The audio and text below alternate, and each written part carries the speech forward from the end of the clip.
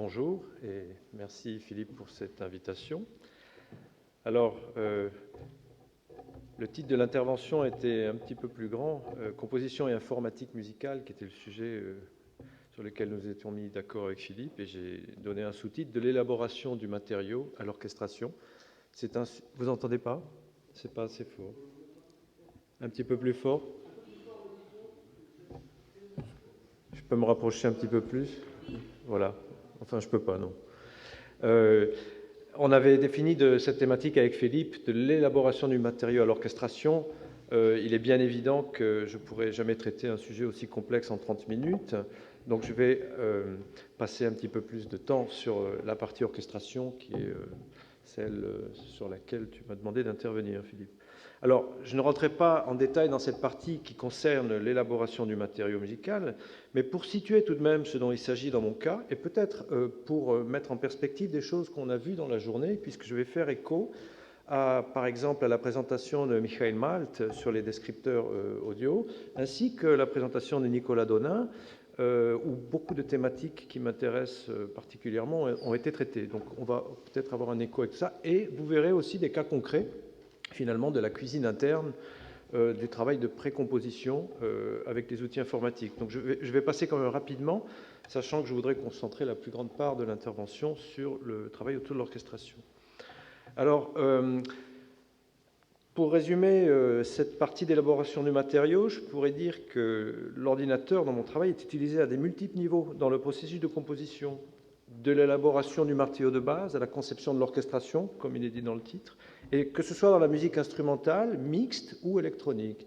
Donc c'est absolument valable dans tous les cas de figure. Alors j'utilise par exemple depuis de nombreuses années un logiciel qu'on appelle d'aide à la composition. C'est un petit peu plus que ça, c'est un environnement de programmation qui permet d'interagir avec des structures musicales sous forme graphique. Ce logiciel s'appelle OpenMusic. Et je m'en sers pour calculer, manipuler, explorer des matériaux et des situations formelles, comme par exemple le domaine de la hauteur ou de l'harmonie, en calculant des structures musicales selon certaines règles ou stratégies. Donc on voit un petit peu le pendant de ce qu'on a vu tout à l'heure avec les interfaces de Thomas Gopfler qui permettaient finalement de manipuler le domaine de la synthèse ou du traitement audio. Là, on a un petit peu le même paradigme de programmation orienté avec ces objets que l'on peut interconnecter qui représentent des fonctions qui vont s'appliquer en chaîne. On va calculer des processus musicaux qui vont nous permettre de travailler un matériau généralement assez complexe. Alors, ça peut prendre plusieurs formes. Ici, justement, je parlais de hauteur et de fréquence. On voit très clairement les hauteurs et les harmonies qui sont calculées. Mais je peux utiliser le même logiciel pour faire de la retranscription du contenu spectral d'un son dans le domaine symbolique, ce que nous a montré Nicolas tout à l'heure, en fin de matinée. Donc cette idée de la transcription, là on voit un outil dans OpenMusic qui fait directement ça, on voit un son en entrée. Ensuite, il y a une analyse automatique des transitoires d'attaque qui vont représenter les moments où il y a des attaques les plus prégnantes. Et ensuite, il y a une analyse qui va être faite et qui va faire une moyenne des pics entre les deux marqueurs, entre les bornes. Ah oui, très bien.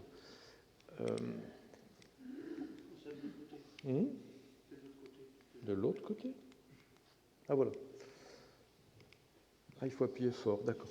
Donc on voit bien entre ces petites barres, ça représente une détection automatique et le système va me donner en résultat une notation symbolique qui correspond à la transcription des fréquences qui ont été détectées moyennées entre les deux bornes. On peut avoir quelque chose de beaucoup plus fin, mais dans ce cas précis, par exemple, je m'intéresse à des contenus harmoniques.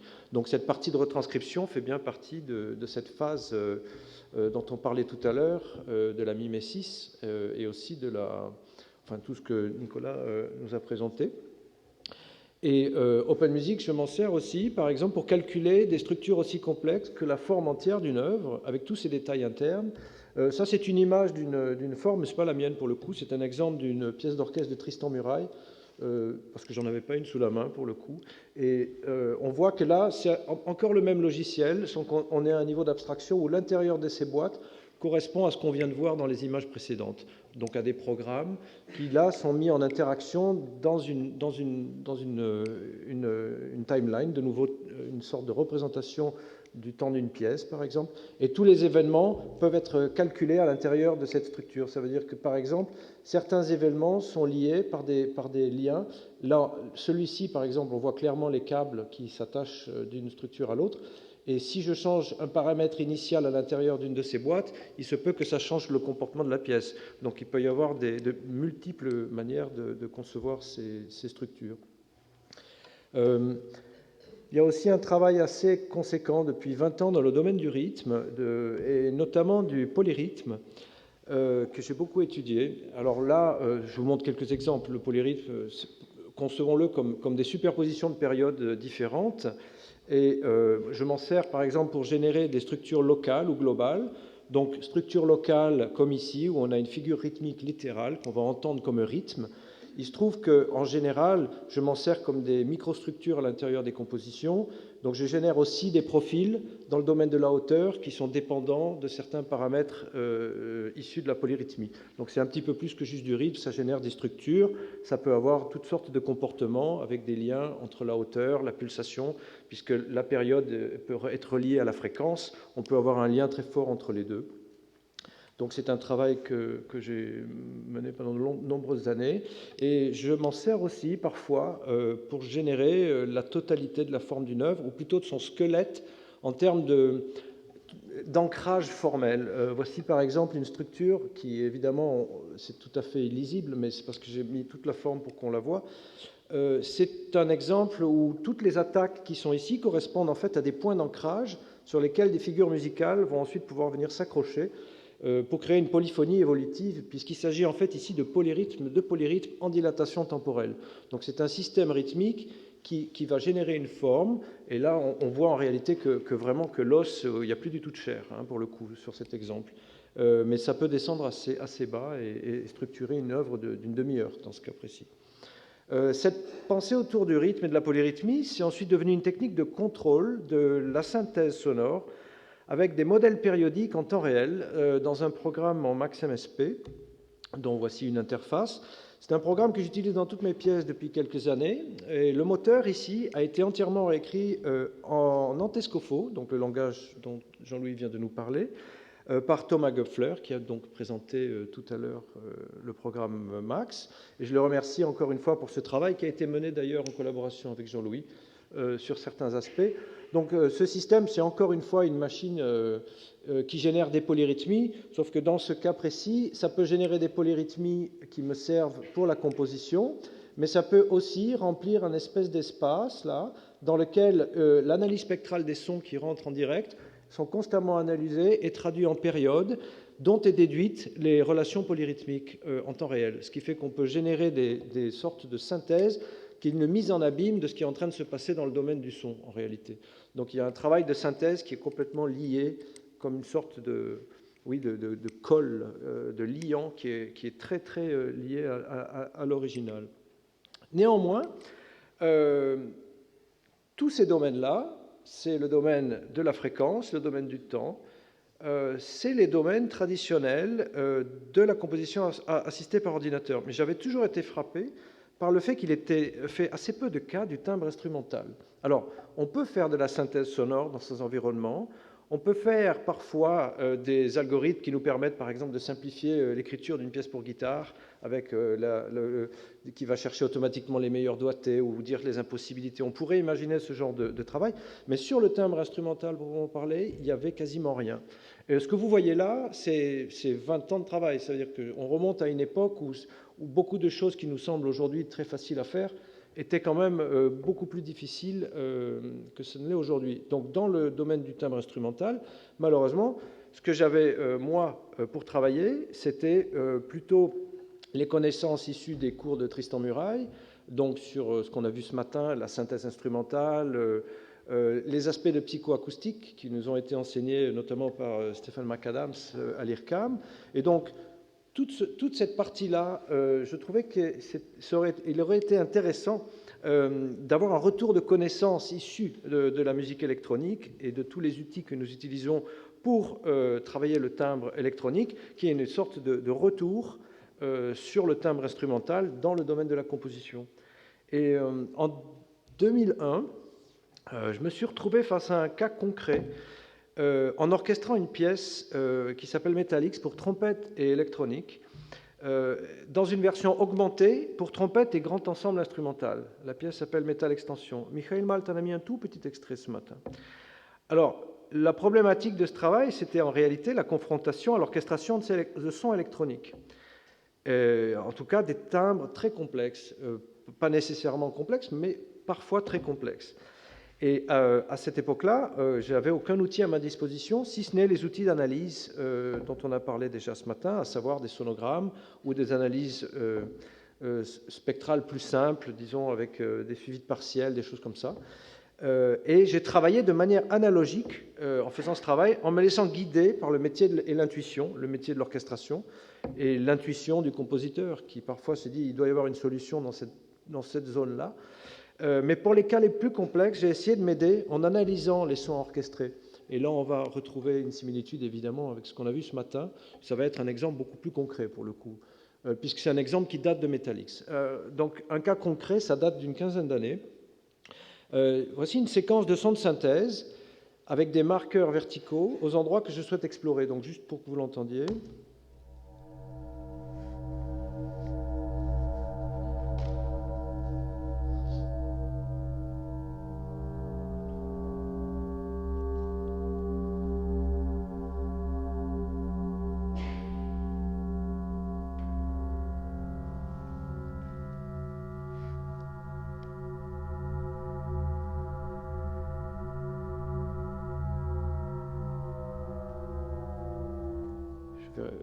Couper le volume pour accélérer un petit peu parce que je vois que le temps avance très vite.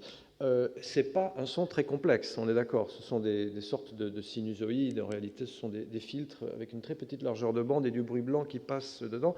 Mais donc là, pour le coup, les notes, je pourrais les transcrire assez facilement. Mais dans ce cas simple, je vais quand même utiliser l'ordinateur pour aller récupérer les fréquences exactes.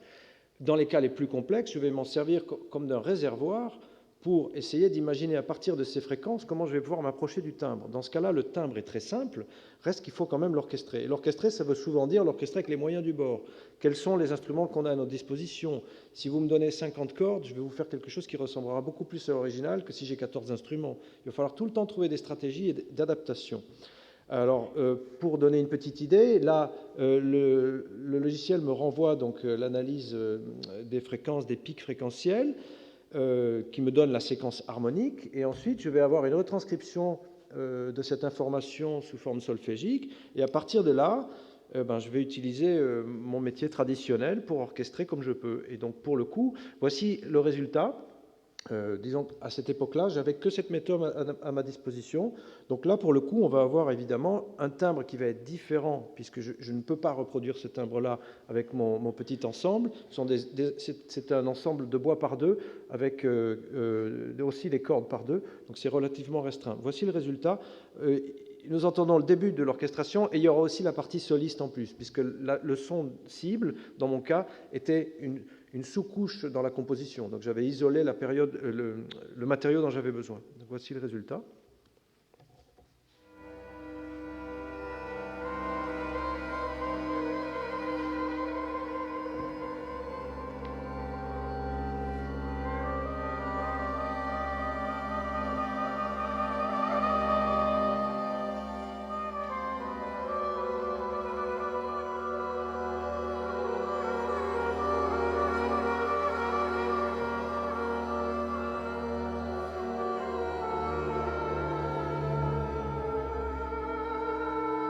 Donc là, on est dans un cas relativement simple. Plus tard dans la pièce, voici un autre exemple. Ça, c'est la version originale, électronique.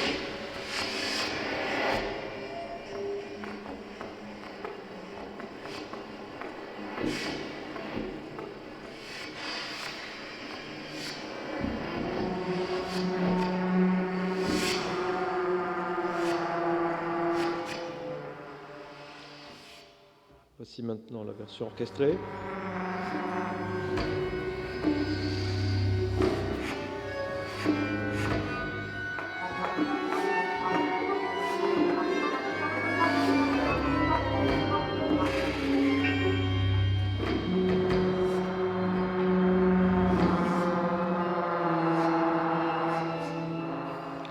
etc. Donc cette méthode fonctionne assez bien, et pour les timbres les plus complexes, les limites de la méthode analogique classique est apparue. C'est justement dans cette zone-là où je me suis demandé s'il n'y aurait pas moyen de traiter ce problème dans le cadre de la composition assistée par ordinateur, et de manière bien plus efficace que la méthode que j'avais utilisée. Voici un cas de figure qui me posait problème, par exemple.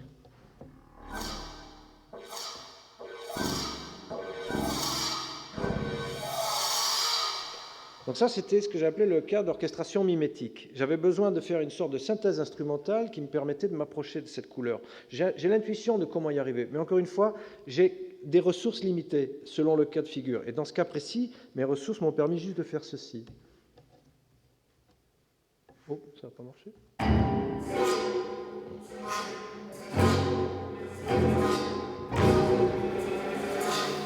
Alors,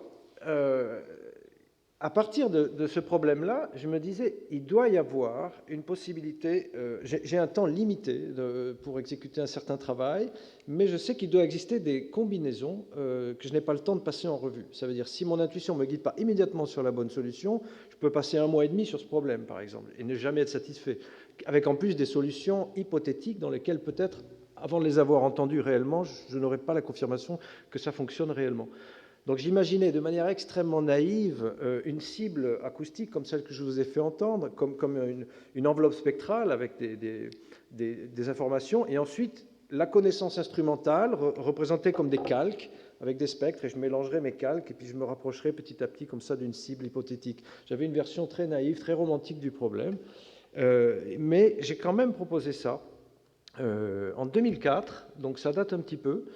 Mais c'est un projet de logiciel d'orchestration qui est exactement ce que je viens de faire et que je décrivais précédemment.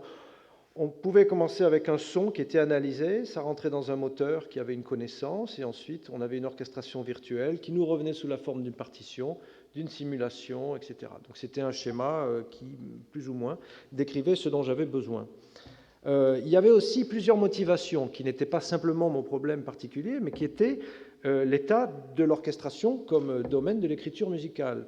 J'ai enseigné l'orchestration pendant 5 ans, notamment au Conservatoire de Paris, et ça reste quand même une des disciplines les plus empiriques que l'on peut enseigner, parce qu'on est tout le temps sur une espèce d'analogie, de choses. On n'a qu'à lire le traité de Berlioz pour s'en rendre compte. C'est assez beau, et en même temps, on voit le manque de termes réalistes pour vraiment parler du timbre, etc. Donc ça reste quelque chose de très empirique, mal connu, et donc il se trouve qu'il y avait beaucoup de choses dans le répertoire qui étaient intéressantes. Je vais vous montrer un exemple de problème typique d'orchestration qu'on explique mal, et il y en a une quantité assez grande. Par exemple, le phénomène d'émergence, la doublure et l'émergence. Donc là, j'ai pris un exemple, mais j'en aurais un nombre extrêmement grand que je pourrais vous donner. Et quand je posais la question aux gens que je croisais à l'IRCAM à cette époque-là, on me disait toujours on ne sait pas très bien, on ne sait pas trop, on ne sait pas trop. Donc il était clair qu'on avait mis le doigt sur un champ potentiel de recherche. Voici un exemple de Chabrier, le mouvement Idylle de la suite pastorale.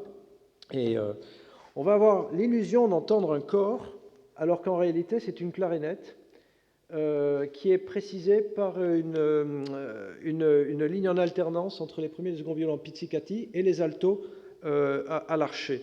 En fait, il précise une ligne de clarinette qui devient une résonance dans ce cas précis. Mais il se trouve qu'on a l'émergence d'une sonorité de corps.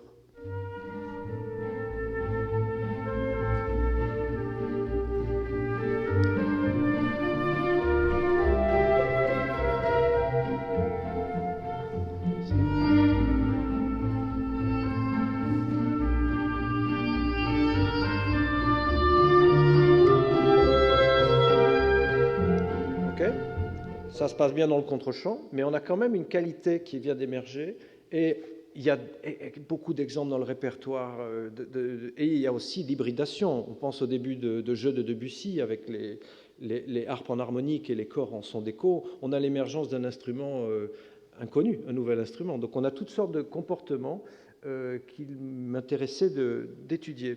Et un autre cas qui est un problème d'orchestration, dans mon sens, et je pense qu'ils ne sont réalisables qu'à l'aide de l'informatique.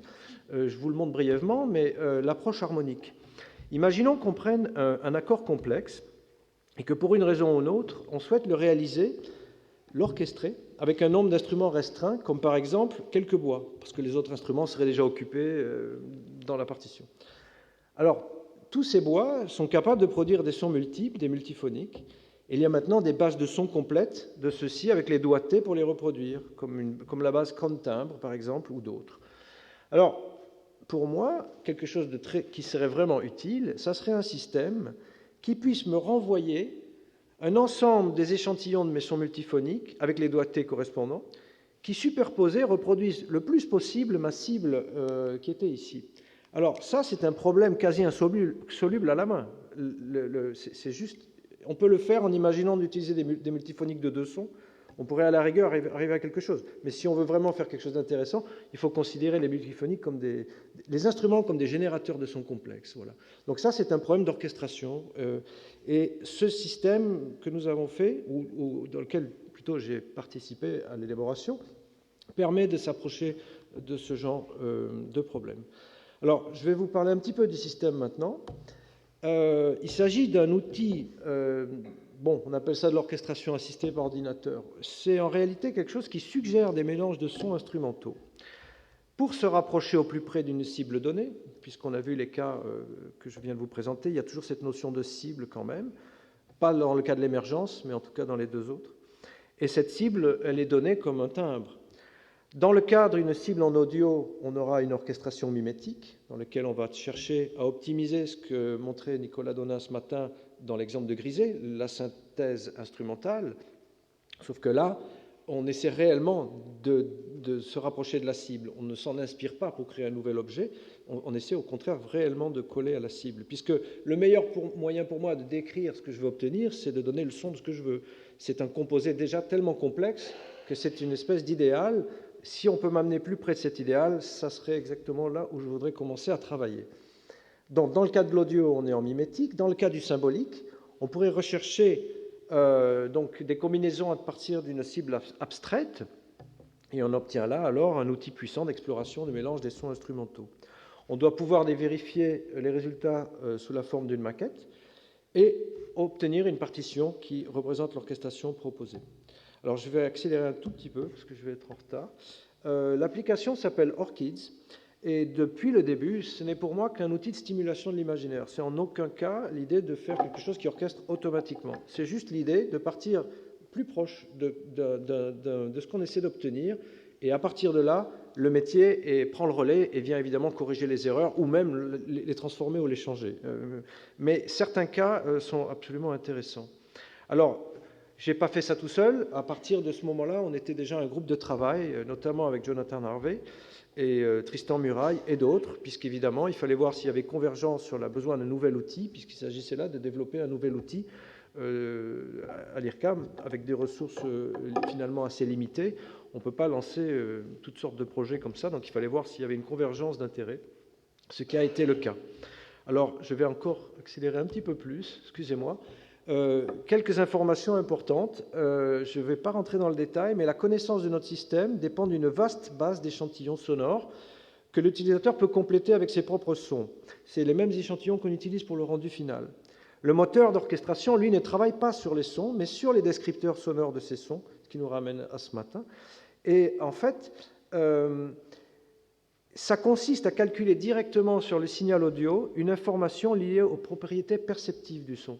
Alors, c'est une manière déjà de s'affranchir de la lourdeur de devoir calculer sur des sons, mais ça permet aussi de parvenir à une connaissance synthétique et formalisée des possibilités de timbre offertes par les instruments. Notre programme compare et combine donc des descripteurs sonores. Alors, il ne suffit pas d'extraire les propriétés d'un son pour pouvoir travailler. Faut-il encore pouvoir calculer ces propriétés pour des combinaisons de sons? Et là, on tombe sur un problème assez complexe qui est l'addition, les fonctions d'addition, la construction des fonctions d'addition des descripteurs, et on bute encore sur ce problème de manière assez sensible. Puisque nous ne comparons pas directement des sons, mais leur description, on a utilisé les descripteurs pour lesquels les fonctions d'addition étaient accessibles dans le cadre d'un prototype. Et il s'agit de la petite liste qui est en bas à droite. Donc elle n'est pas très grande, mais comme je l'ai entendu ce matin, je ne sais plus dans quelle présentation, on a des descripteurs qui sont beaucoup plus robustes que d'autres à nous apporter une idée réelle du timbre qu'on est en train de décrire. On s'y reconnaît, par exemple, dans le fait que la brillance est en effet correcte, ainsi que d'autres paramètres. Donc, avec assez peu de descripteurs, on arrive à de bons résultats. Je voudrais vous montrer avec le premier prototype qu'on a fait, les premiers résultats qu'on a obtenus. Voici par exemple, le jeu, c'était, on demandait au logiciel, on lui donnait une cible et on lui demandait de la reproduire avec 2 autres instruments. Et on a fait ça pour tous les instruments, sur toutes les notes, sur toutes les dynamiques. Évidemment, on n'a pas écouté tous les sons, il y a eu un travail statistique dessus, et on piochait des sons au hasard, et voici ce que ça renvoyait. Par exemple, voici un corps refait avec un trombone et un alto. On entend l'original, et ensuite le résultat renvoyé par la machine.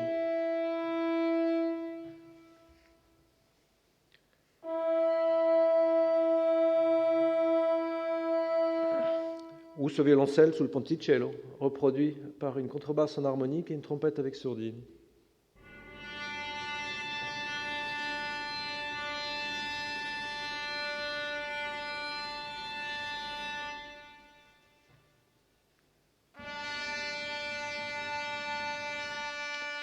Alors, notre système ne connaît pas le temps.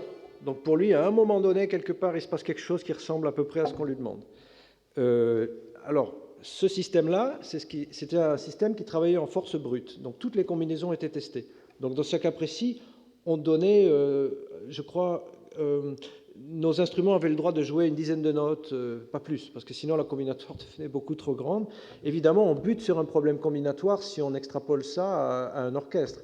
Par exemple, pour 14 instruments qui peuvent jouer seulement 12 notes chacun, on a 1 million de milliards de combinaisons, 10 jours de temps de calcul. Il se trouve donc qu'on est tombé sur un problème assez difficile. Et la solution a été d'utiliser un algorithme génétique multicritère pour explorer un espace de solutions. Alors, ça veut dire qu'en maintenant, il n'existe plus de meilleure solution, comme c'était le cas dans les exemples que je viens de vous montrer, mais maintenant, il faudra explorer un espace de solutions pour y choisir la solution qui nous intéresse le plus, selon un ou plusieurs critères, à savoir un ou plusieurs descripteurs dans ce cas précis. Alors, le système commence par la génération aléatoire d'une centaine de combinaisons d'instruments de l'orchestre à partir des descripteurs choisis, et nous les renvoie.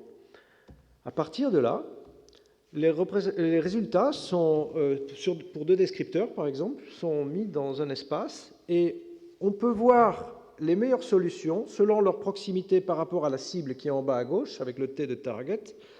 Ces meilleures solutions s'alignent sur le front de Pareto, qui est en rouge ici.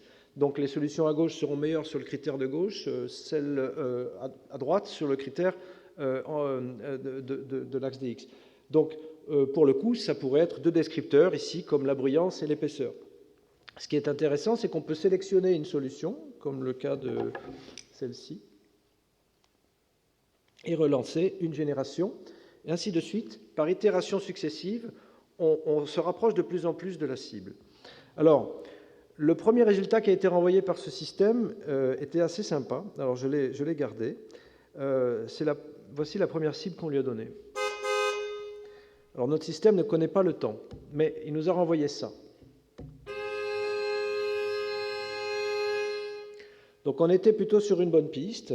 Et vous voyez que la finesse du logiciel nous renvoie le mode de jeu, l'instrument, la note et aussi la corde sur laquelle il faut jouer. Ça dépend de notre base de données. Plus notre base de données est complexe et représentative, plus on va avoir un résultat intéressant. Un autre exemple qu'on a eu... tu veux le réentendre, Philippe? Il faut que je remonte toute la... Excusez-moi.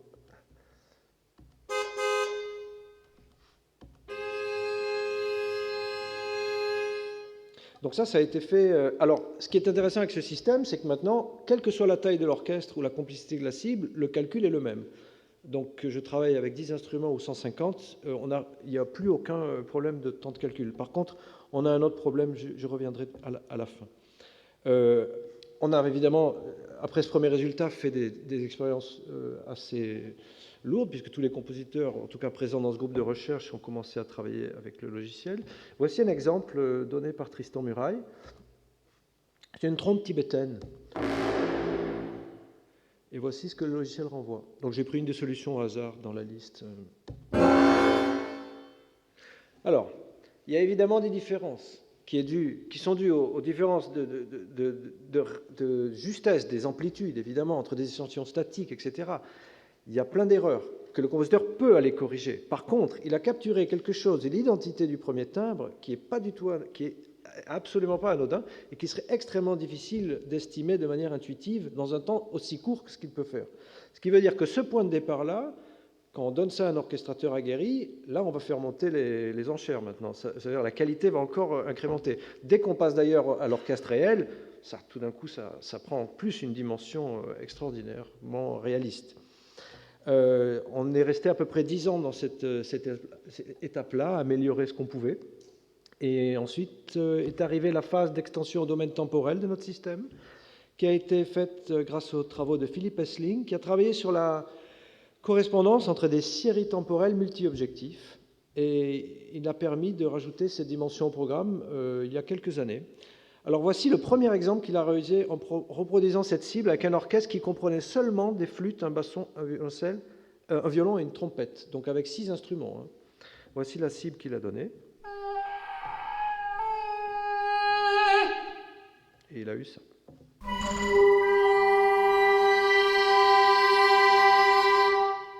Alors je ne sais pas ce qui serait passé si on avait mis un orchestre beaucoup plus grand, mais on aurait peut-être pu se rapprocher encore plus de cette cible-là. Ce que cette version du logiciel fait, c'est que maintenant on peut lui donner des choses plus complexes dans le temps, et évidemment il va essayer de le résoudre dans le temps, ce qui est un petit peu différent des solutions statiques qui ont ma préférence, parce que je préfère interpoler à la main des solutions statiques plutôt que... Mais bon, il y avait un débat sur ce genre de questions, et on n'a pas tranché encore. Le logiciel actuel est disponible à travers le forum IRCAM, dont vous voyez maintenant les principales fenêtres. Donc il a un petit peu évolué par rapport aux toute première version que je ne vous ai pas montré d'ailleurs, mais ici on voit la définition de la cible. On peut donc poser un fichier audio là-dedans. On va avoir une analyse qui va être faite, une représentation symbolique. On applique des filtres symboliques. Alors, en fait, ce qu'on fait à ce niveau-là, c'est qu'on aide le logiciel à aller là où on veut qu'il aille. Si, par exemple, je voudrais optimiser une certaine qualité du timbre, je vais essayer d'éliminer les choses qui n'ont rien à voir. Si je cherche quelque chose de très lisse, je vais enlever tous les sons très courts, par exemple. Je vais déjà lui éliminer de la complexité. C'est-à-dire que dans la génération des premières solutions aléatoires, je vais éliminer tout ce qui n'a pas de sens. Je vais essayer de l'aider. À partir de là, on fait une définition de l'orchestre, dans laquelle on décrit ce qu'on a à disposition.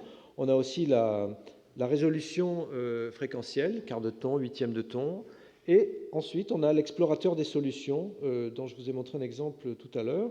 Donc là, selon un ou plusieurs critères qui peuvent être pris dans ces menus, on peut rechercher dans un critère ou dans un autre, et donc à partir de là, les solutions vont arriver ici. Il y a une autre page qu'on ne voit pas, qui est la maquette, dans laquelle on peut coller plusieurs solutions qui proviennent de plusieurs sessions et faire une précomposition, ou en tout cas une sorte de schéma assez rudimentaire de quelque chose qui dépasse largement l'orchestration à ce stade. On est déjà dans la composition avec des timbres, qui est le véritable objectif de l'orchestration, selon nous, maintenant. Quelques problèmes, il y en a. Et c'est peut-être des choses à faire ou des choses à arranger. Les 2 premiers problèmes ont d'ailleurs à voir avec la méthode choisie pour réduire la complexité combinatoire. Le premier problème, c'est la reproductibilité. Le fait de cette génération aléatoire, si on ne prend pas soin de bien définir des filtres, on va obtenir des résultats d'une session à l'autre qui peuvent être assez différents. On n'est pas garanti de tomber toujours à un endroit qui soit celui qu'on cherche, et ça peut décourager un petit peu. Donc ça, je ne sais pas très bien qu'est-ce qu'on peut faire pour ce problème, mais il faudra le poser. On a un autre problème, on est tous en train de se plaindre qu'il faut simplifier l'exploration des solutions. Puisqu'on n'a plus de meilleurs résultats possibles, il faut explorer des espaces de solutions possibles selon des descripteurs. On doit être assez sûr de ce qu'on recherche, mais ça prend pas mal de temps d'aller voir. Si vous demandez 15 descripteurs, plus vous avez de descripteurs, plus votre nombre de solutions à aller écouter est grand. Et puis écouter, ça veut dire cliquer dessus. Bon, ça peut prendre pas mal de temps. Et puis au bout d'un moment, à la 50e, on ne sait plus très bien la différence entre la 3e et la 20e. On se perd un petit peu. Et donc, on aimerait, en tout cas, on parle souvent de l'intérêt qui serait d'avoir quelque chose qui fasse un petit peu la synthèse de tout ce qui a été récupéré et qui fasse de nouveau une sorte de calcul de similarité générale en disant ça ressemble quand même un petit peu plus à la cible que celui-là. C'est-à-dire de refaire encore une étape, c'est quelque chose qui est assez problématique en tout cas. On a un gros besoin, j'appelle ça ajout des sons complexes, multiples, bruités, etc. Bon, on a besoin d'un système et de descripteurs et des modèles d'addition de descripteurs qui soient capables de traiter des sons un peu plus complexes que ceux que je viens de vous faire entendre, à savoir des sons harmoniques, souvent monodiques. Donc, quid des sons bruités, des sons complexes, qui sont finalement le matériau des compositeurs d'aujourd'hui. Je pense pas simplement aux compositeurs issus de la saturation ou d'autres, mais enfin, tous les sons bruités font partie maintenant de la palette des compositeurs. On a entendu dans les exemples de Nicolas les travaux pas de Ben Hackpart, je pense Aaron Abond, qui travaille sur le bruit. Mais là, notre problème, c'est pas d'aller faire un matching entre deux choses, c'est d'aller additionner des descripteurs de bruit ensemble pour obtenir quelque chose qui fait sens. Donc on a un souci à ce niveau-là. Et pour le coup, on est dépendant de travail en analyse synthèse et en traitement du signal sur ces domaines-là. On ne peut pas vraiment avancer. Une dernière chose qui m'intéresse particulièrement, je souhaiterais le passage du logiciel actuel, qui ne traite encore que d'instrumentation, à un logiciel permettant d'aborder réellement les problématiques de l'orchestration. L'orchestration, ça serait réellement l'assignation de paramètres à des instruments pour obtenir quelque chose. Le cas statique était vraiment flagrant pour ça. L'orchestration serait quelque chose d'un peu plus complexe. Nous savons tous qu'un plan sonore est équilibré quand les volumes et les intensités des instruments qui le constituent sont équivalents. Je parle du volume comme de l'épaisseur du son, tel que l'a définissait Koechlin dans son traité d'orchestration. Donc le volume, c'est quelque chose qui donne la sensation de remplir l'espace. La flûte dans le grave a un gros volume, dans l'aigu, elle ne l'a pas. Et l'intensité. Donc, ce qui serait intéressant, c'est qu'à partir du moment où on a une solution d'orchestration, on puisse agir sur le rapport de profondeur entre deux plans sonores issus de deux solutions d'instrumentation, selon des critères de descripteurs qui pourraient repousser, par exemple, une solution derrière une autre. Si je veux, par exemple, avoir une orchestration qui passe derrière l'autre, je devrais pouvoir, avec un seul potentiomètre, faire reculer quelque chose qui agirait sur plusieurs descripteurs et qui irait évidemment changer les solutions à la volée, en travaillant, par exemple, sur la transparence, l'épaisseur ou la brillance des solutions reçues. Il y a un énorme travail à faire là-dessus et on n'a pas du tout commencé. Ça, c'est vraiment encore un chantier en friche. Voilà. J'ai dépassé un petit peu. Pardon, Philippe. Merci.